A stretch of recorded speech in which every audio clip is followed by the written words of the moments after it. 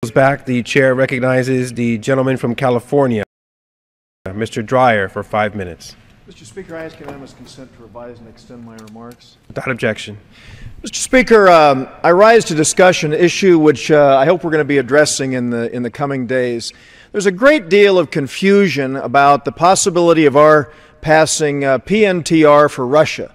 Some are laboring under the impression that this is a reward to Vladimir Putin and Russia, and in fact the opposite is the case. We know that Vladimir Putin, in fact many people say they look at him and what they're reminded of is the KGB. We know that Vladimir Putin, according to many reports, is attempting to reassemble the former Soviet Union. We know that he has grossly violated human rights. We know that they have a massive bureaucracy, crony capitalism, and a very corrupt court system. That's why, Mr. Speaker, that's why it's very important for us to make sure that we pass Russia PNTR. According to the Wall Street Journal, in an editorial last week, they made it clear Vladimir Putin does not want us to pass the Magnitsky Act, which is part of Russia PNTR, and they go on to say that he probably would be just as happy if we did not have PNTR. Why?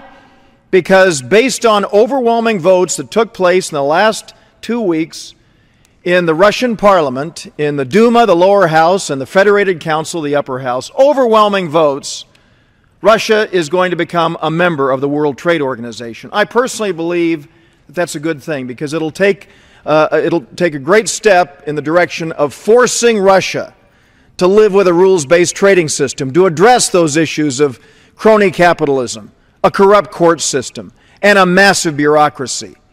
But, Mr. Speaker, having said that, I think it's important to note that we've seen action taken here in the House Foreign Affairs Committee, the Senate Finance Committee, and we've seen a great deal of enthusiasm focused on the Magnitsky Act. Now, what is the Magnitsky Act? It's legislation that is named for Sergei Magnitsky, who was a whistleblower who focused on basically corruption that existed within the tax reporting system, basically tax fraud. He reported on that, and he was in prison. He died in 2009. And, Mr. Speaker, what happened very sadly, according to most reports, is that he was beaten to death. Well, what does this legislation do? Something, again, Vladimir Putin would be virulently opposed to. It actually penalizes anyone who was involved in those human rights violations against Sergei Magnitsky. So, Mr. Speaker, this is a good thing, and at the same time, in passing PNTR, we will say that the 140 million consumers in Russia will have access to goods and services from the United States of America. Under the measure that's passed both houses of the Russian parliament, as I said, overwhelming majorities, it will go into effect. It will go into effect within the next couple or 3 weeks. And what we need to do, Mr. Speaker, is we need to recognize that the world will have access to that consumer market. We need to create jobs here in the United States of America. We need to open up that market for U.S. goods and services.